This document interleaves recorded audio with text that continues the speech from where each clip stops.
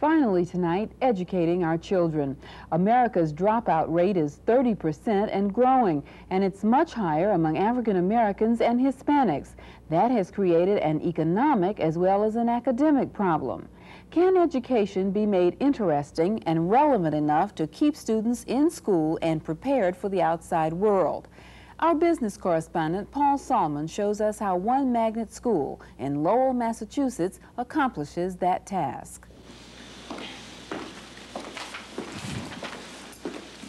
This man is behind in his loan payments. I received a notice that I was needing to come and speak with you. For this month, you only paid 100, and your loan payment is 766. I've had a problem with it. A principal and his kids, all totally absorbed in their school. You should have 600, so you minus 308. That's ridiculous. This is the City Magnet School in Lowell, Massachusetts, where the curriculum is built around something called the micro society. Contrast these kids with the high school dropout we interviewed recently in New York who became a crack dealer. School was okay. I mean, it wasn't like I was dumb or nothing. I had the education to stay in school, but I just couldn't be cooped up in the classroom 9 and 10 hours a day, you know, learning the same thing over and over. Like, things like that really never interest me. Like social studies, it never really interest me. I didn't want to learn about dead people. Inner city kids from Brooklyn to Lowell represent the fastest growing segment of America's future workforce. Yet more than a third of them drop out of school and may never learn the skills of a modern economy. Putting it selfishly, when we in our mid-40s retire, say around 2010, there'll be only 3 American workers for each of us retirees. That's down from 16 workers for each retiree when we baby boomers first entered the world some 40 years ago. So we in our 40s worry about the economy, the kids themselves, and the fact that if the kids keep dropping out of school, who's going to take care of us in our old age? Principal Merriman thinks that perhaps his kids Count will. your money before you leave. To keep his inner city kids interested, Principal Merriman has become involved in a truly relevant curriculum. And by curriculum, this school means business. What I understand is learn by doing. I understand that that we need to be able to apply. We need to show students that applying what they learn in school will help them later on in life. One period a day is micro society, where kindergartners through 8th graders attend to the business of running their own world. The government enacts and enforces laws. All right, any more discussion, April? 3 newspapers cover the society, and the Micro Times has just reduced its price to 15 mogans, the society's own currency, often referred to as dollars. The kids earn mogans, spend them, and borrow them from the bank. But like Principal Merriman, they don't always pay back. So the bank lost almost 7,000 mogans in the previous month, as bank managers Pablo and Megan explain. Yeah, we have a loss of 6,715. Mogans? Yeah. How'd that happen? We weren't getting enough money in from the loans. Some people weren't paying, and we were giving out too much interest on the bank books and things like that. Well, how are you going to solve it? What we did is we brought up the interest on the loans, and we brought down the interest on the bank books. Oh, so you're going to pay less interest? Yeah. But and take in more from the loans. So you raised your interest rates? Right. This pair of bankers may have learned a lesson that could someday prevent another S&L crisis. And everyone at the school learns macroeconomics firsthand. The money supply's no abstraction here. They even have discussions in math class on the deficit. And, I mean, they came out with this themselves. Let's increase taxes. Then some kids would say, well, what do you want to do that for? We're paying enough. So what's another solution to that? Increase taxes, lower costs. What does that mean? Well, we'd have to let some people go, fire them. Economics looms large in the micro-society. The bankers escorted the journalists to the marketplace. These guys are making big money? Yeah. The economy's most prosperous merchants make buttons with trendy slogans. We dub them the Pin Pals. Well, how much do you sell these things for? 150, it says on the sign. That's pretty expensive, isn't it? Yeah, but it's expensive to make one. Why? How expensive is it? 100 to make one, so we have to make profit, so we only get 50 mogans per each one. The lesson of narrow profit margins is learned from competition among the merchants. Their toughest competition these days is an origami booth.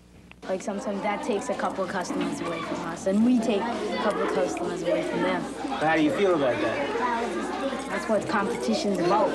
But the businesses here help each other as well as compete. The Pin Pals, who also run 2 other booths, are on their way to becoming micro-society mini-moguls. Do you guys ever feel bad about being the most prosperous businessmen on the block? No. What? Proud? Yeah. The students learn basic business concepts while having a good time. And why would you want to skip school if you ran a business you loved? Just as the books on entrepreneurship always urge. Just as this girl started her micro-society business in swirl art. Well, it just looked neat, and like I would like to buy that, so I thought that it would be a good idea. For other kids, you mean? Because if you liked it, then they'd like it. Yeah. So you've invested in this. Yeah. Did you think it was going to be this successful? No, not this many people, but... So you're pretty happy. Yes. Educators here in Lowell devote a lot of time and energy to this micro-society to teach specific economic skills. But the larger purpose is to keep their kids interested and in school, because basic education has always been critical to economic success in America, and nowhere more clearly than in Lowell itself. The dawn of the 19th century. The British led the way in the Industrial Revolution. As Lowell native Ed McMahon explained in a recent film, the textile mills of Lowell, Massachusetts were the birthplace of America's Industrial Revolution. By 1835, Lowell was the textile center of the world. A revolution fueled in part by education. The dean of MIT's business school, economist Lester Thoreau, explains. It wasn't an accident that Massachusetts had the first public school and the first compulsory attendance law in the entire world, because part of the strategy was that if you built up an educated workforce and an educated management team and maintenance workers who were better quality than the British, in the long run you would beat the British. And of course that proved to be true. A half a century later, by the late 19th century, American textile industry was the dominant textile industry in the world. The newly educated American worker was a wonder, according to English observers of the 19th century. Quote, he readily produces a new article and understands everything you say to him as well as a man from college in England would. In the Massachusetts mills, the typical worker wasn't a man, but a girl, a Lowell girl. She was taught specific skills, but also given a general education. From the employer's point of view, the most important thing she learned was probably not the 3 R's, but the social discipline of punctuality, reliability, and subservience. That you show up on time, that you show respect to your boss, the teacher, that you hand in the homework when you're supposed to do it, and that you do your job. And that certainly is one of the important things that schools teach. For today's economy and tomorrow's, workers will need the 3 R's and a dose of the old discipline. But more and more, any half-decent job requires additional social skills: teamwork, flexibility, and initiative. That's what the micro-society focuses on, by giving kids responsibility for their actions. As, for instance, here in the courtroom. This must be one of the only courts in the country, by the way, where decisions are literally made by a jury of one's peers. You may recognize the plaintiff. It's the swirl art entrepreneur. Could you please tell the judge and the jury what happened? Well, John called me Four Eyes, and I do not like when people call me Four Eyes. So I told him to be quiet. Then he said he would slap me. But I told him, you wouldn't wet on me, because I didn't think he would. But he did. And I was very mad when he slapped me, so I pushed him and I hit him. Despite its necessarily adversarial approach, the court teaches kids to solve problems as a group. Yes, because they both broke the law. They both will serve 3 consecutive days of detention, but John will have to pay an additional 250 mogans for starting it. And they each have to write an apology note to each other. Thank you. Court is adjourned. And throughout its curriculum, this school stresses cooperation. We will have students that's in the 5th grade come down and zip zippers of our kindergarten students. We will have our older grades read to our intermediate grades. School is almost out. The principal still explaining his delinquent loan payment. 600 mogans and 35. Doesn't quite add up, does it? No. It's not just Principal Merriman who's having financial problems these days. Lowell's home state of Massachusetts has been hit hard by downturns in defense and computers. Lowell's biggest employer, the Wang Corporation, recently defaulted on its loan payments. But Massachusetts and Lowell went bust in textiles 60 years ago and came back because of an educated workforce that prospered in high tech. The idea behind this micro-society is to prepare its kids.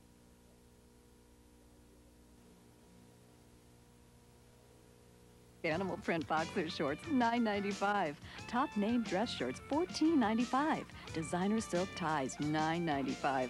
Famous label sweaters, $19.99. Famous label gifts you'll be proud to give. Cost less at Burlington Coat Factory. Burlington Coat Factory, they do right by you.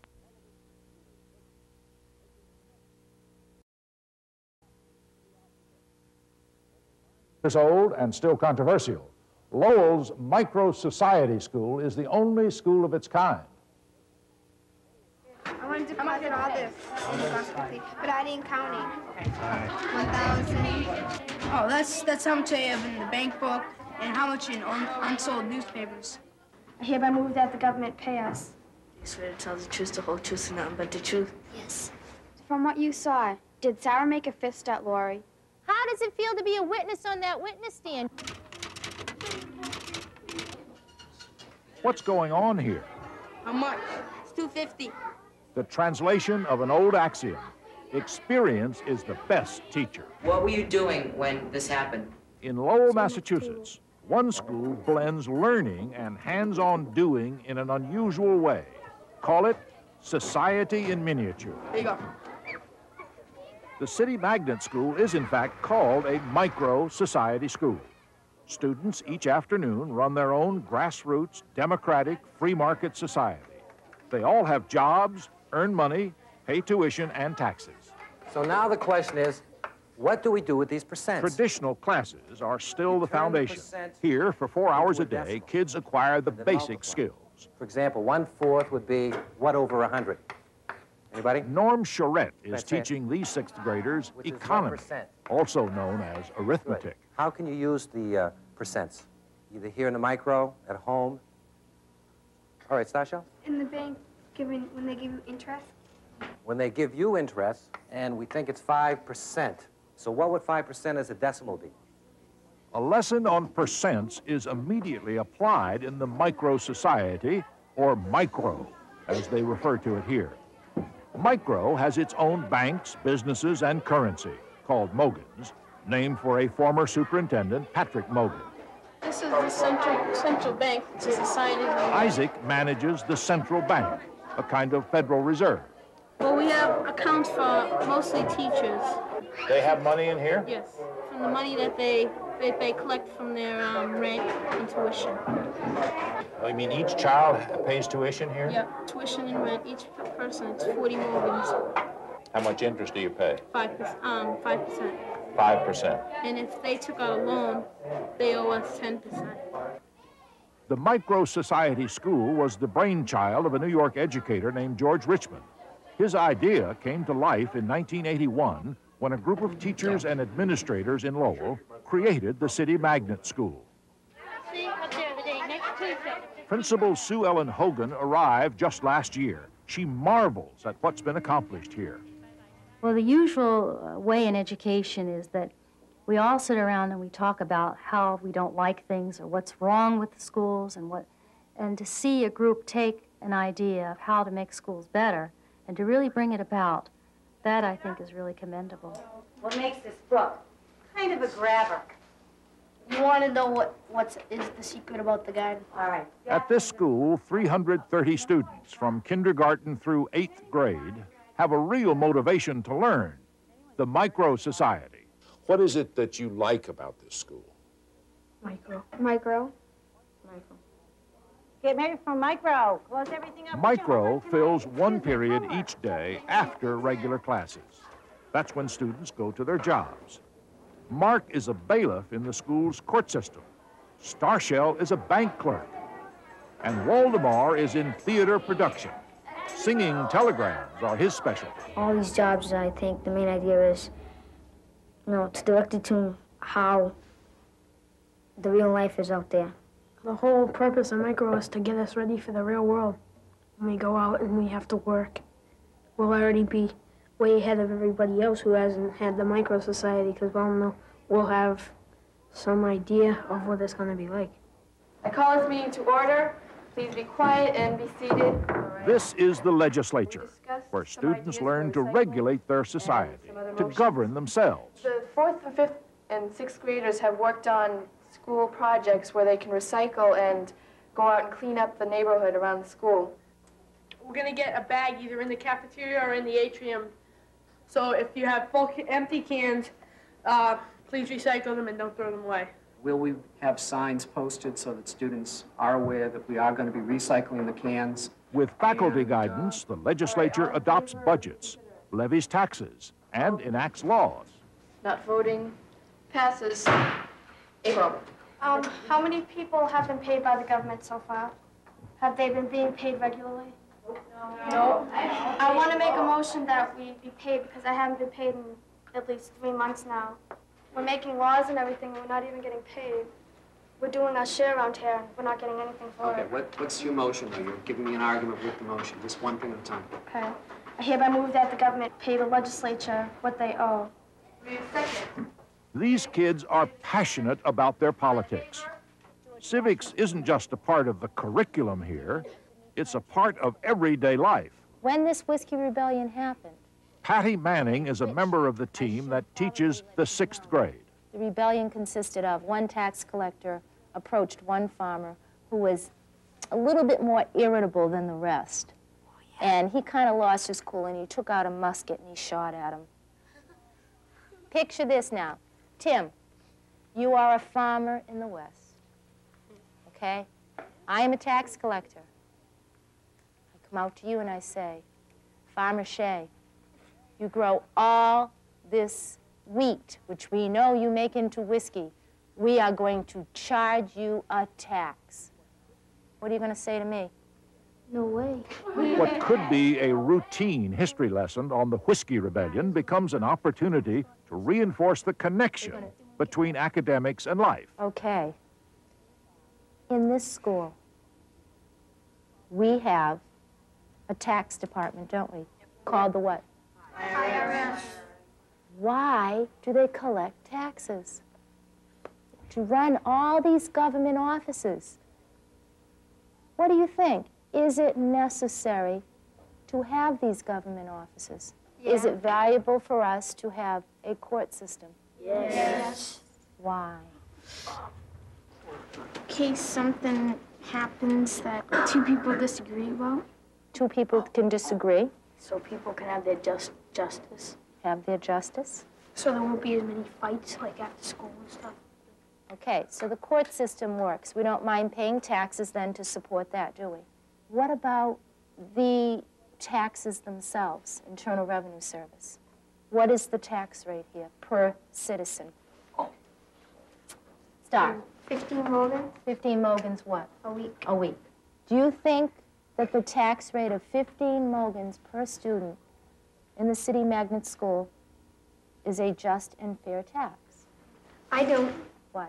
Because we have to pay tuition and rent for 40 Mogans, and then if we have 15 Mogans, that makes it 55, and we're only going to have 45 Mogans left out of our check if we just get 100.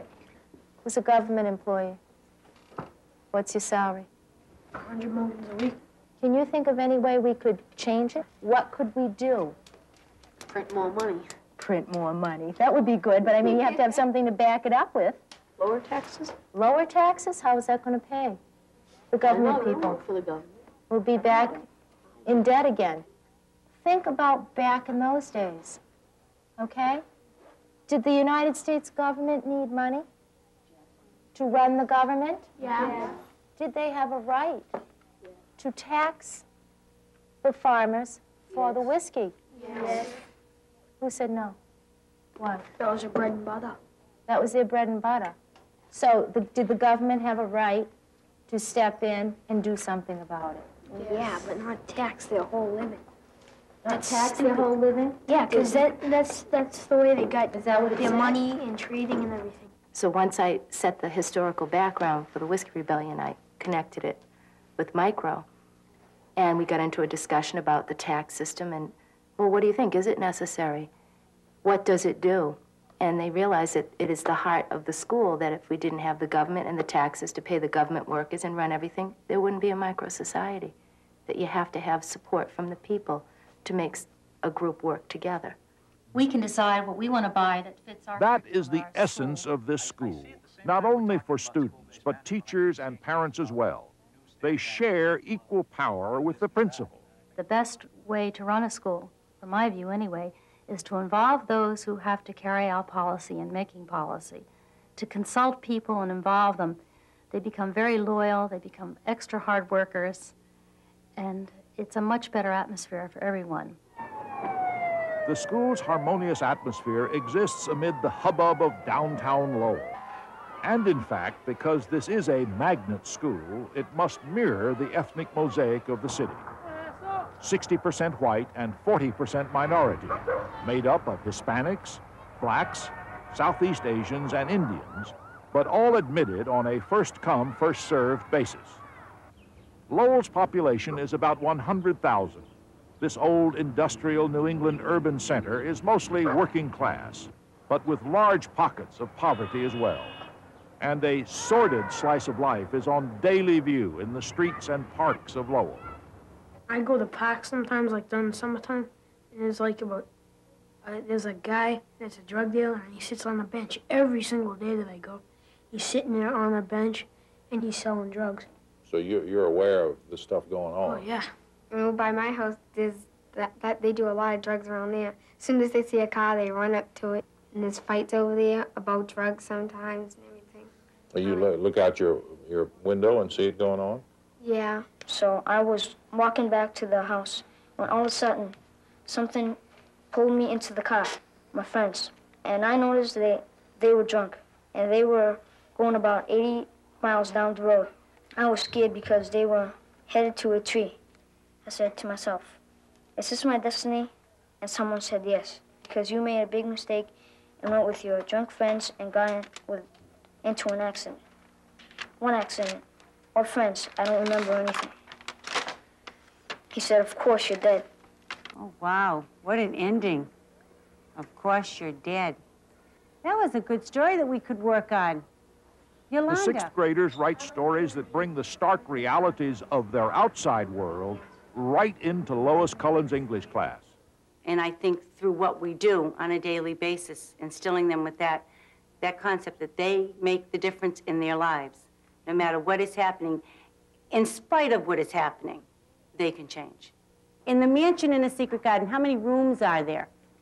100 rooms. One door opens up 100 rooms. What's behind the door? Like a kitchen, like living quarters. They've been reading The Secret Garden by Frances Burnett. In the book, destiny is a mystery that waits behind a door. There were doors and doors, and there were pictures on the walls. What is destiny? What your life is going to be like, where you think you're going to end up. So that could be your destiny. What is that garden? Why is it a secret? She might learn something about her past that they don't want her to learn. Her past? Like her family's past. Would you describe Mary as totally obnoxious? She gets on people's nerves, the way she acts. What did Martha do? What did Martha do? That was funny. She goes, who are you calling names? Who are you calling names? You like that Yorkshire. You're getting into that. As they read and analyze the novel, they themselves begin to open doors and explore their own destiny. In the process, they develop into imaginative storytellers. Get ready. You are now about to go to a door that you now have to open. What's behind the door is up here. Soon it will be on your paper. Good writers don't tell. What do? Show? They show things. When you open that door, use your metaphors to show me what you see. Go with it. Do anything you want with it. Just right.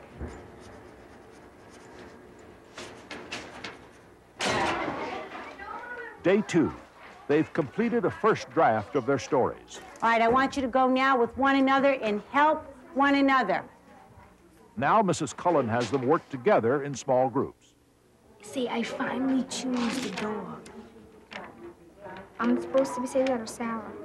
You're supposed to say that, because you know how you said there's 2 doors? There was nothing there. But the sounds were so loud now that I went deaf for a few moments. Wait 1 second. See up here where it says, slowly. I opened the door slowly. I like this part. It seemed to whisper to the wind. That's real nice. Yeah, but I don't know. Something like right here you should change a little bit or put something in. See, getting license to drive though. License. He didn't get his license. Huh? He didn't get his license. I know, but I do.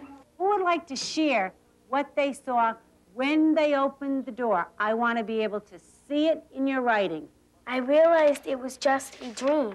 Finally, they must stand and deliver, And went through the middle door. reading a finished story to the whole class. Saw a light. These kids seem eager to share not only their writing, but also their dreams. The ball popped out of his hands. I saw myself in this awesome house. I was sipping champagne out of a crystal glass with a ravishingly beautiful woman. I suppose she was my wife. Then the man with the glowing eyes walked up to me and asked, would you like to live like this? I answered swiftly, yes, I'd love to. Then you must change, he said.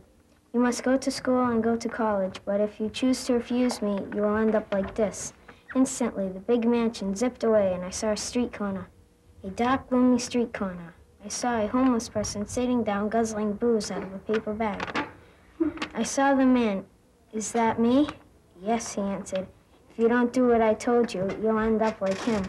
I woke up to the sound of my alarm clock, and from that night on, I went to school and passed college, and in 23 years, I was a rich lawyer with a beautiful wife. That was excellent. Oh, Timmy, that was you did a great job on that. What did you like, Holly? I like how he said that it was a beautiful woman, and then he woke up to his alarm clock, and he went to school, and he passed college and everything. Amanda, you had your hand up. Did you want to add what you liked about Timmy's story? Mayor, I liked it because it had a lot of detail. And how he switched scenes from a mansion to a street corner. It was great. You changed your destiny. Your destiny frightened you. And you didn't want to be the person that you saw. You could change that.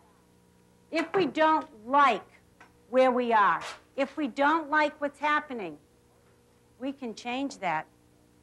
Is it harder to teach at a micro-society school than it would be at a traditional school? I think it's a lot harder. Do you? I think the teachers have to work very hard because they're creating the program. They're writing the curriculum, they're creating the activities. So the program is always being adjusted and modified according to how well it goes with the children. Yes. Does that mean what you're doing today is going to be published? No. How do you apply English to micro? The answer is publishing. The basic skills that students acquire in class are honed as they write, edit, lay out, and produce newspapers, magazines, and a yearbook. Don Hayes supervises the Micro Society's newsroom. I teach publishing, not English, because it's a combination of journalism and social studies as well as English. So instead of teaching kids just creative writing, I teach them how to write a hard news article, which is information organized so that somebody else can read it, understand it, and editorials, which is expressing your opinion, which I consider vital. They also compose research reports, interviews, and critical reviews. And of course, they sell their work for real mogans, because what's a publication without subscribers? Any circulation wars set off in this room?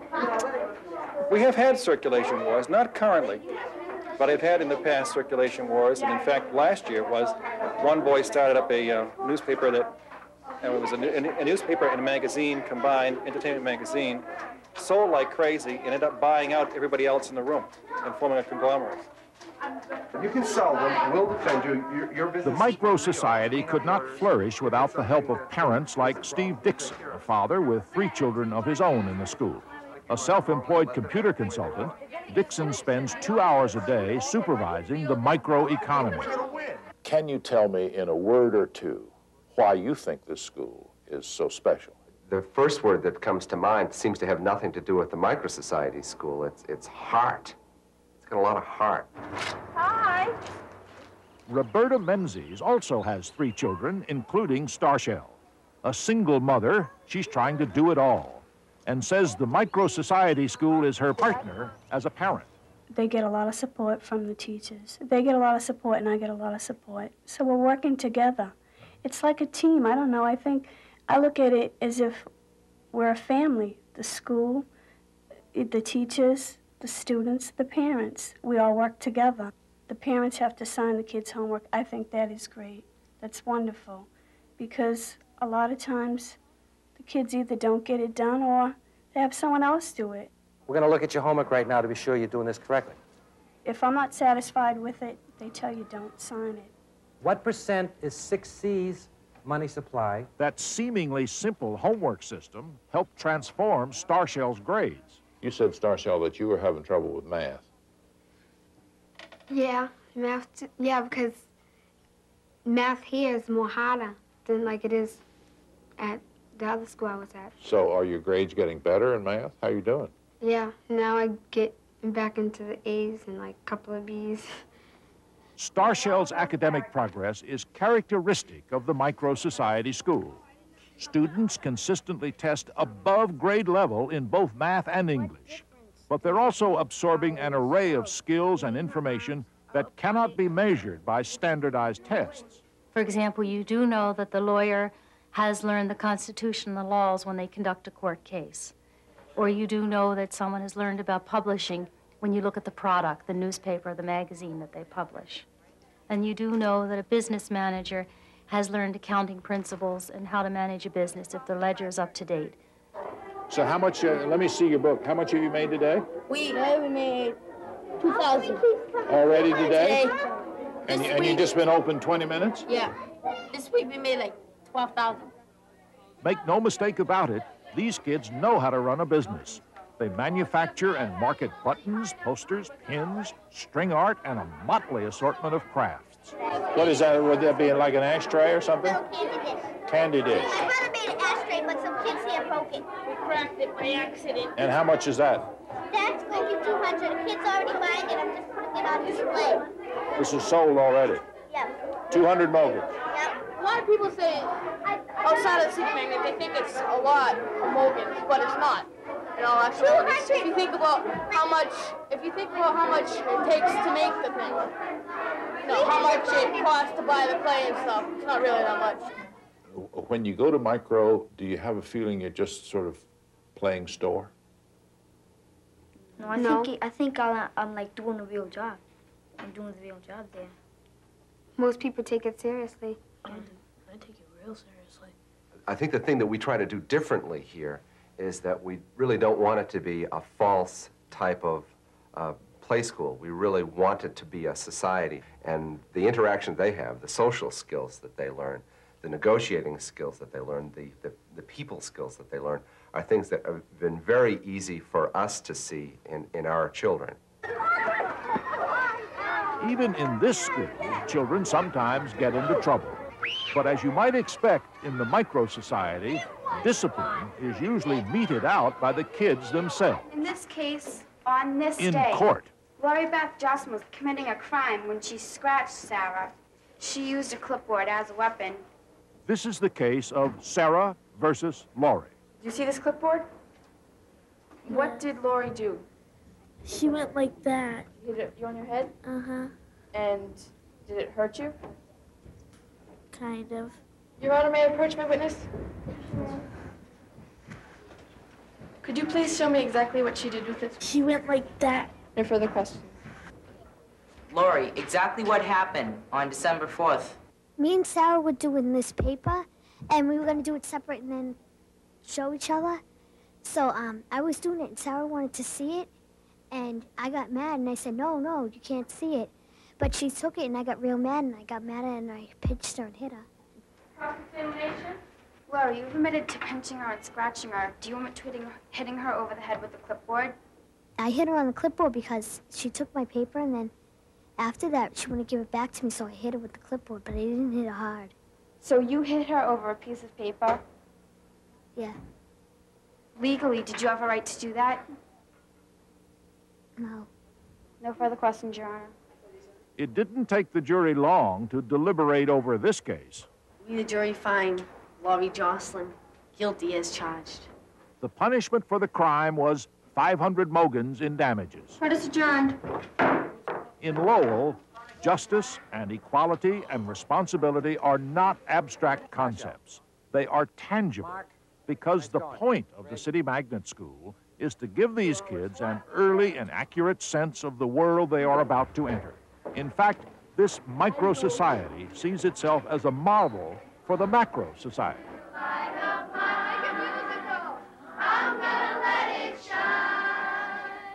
Ethnic differences, cultural differences, intellectual differences. The group of children that our children are exposed to here are really diverse in all kinds of ways, and that's a very healthy environment, I think. It's very much like we'd like to see society work. In some ways, we recreate society. In some ways, I'd like to think we're preparing students who will go out and change some of the things that are not positive about our society. I hereby move that the City Magnet School should start. I think by giving students an idea of how institutions run, that they are going to be empowered when they leave to think that these are not static institutions and laws, and that they have seen the inside of a legislature and the inside of a courtroom and the inside of a bank, and that they will be empowered to change these institutions to benefit themselves and other people when they are adults. No further questions.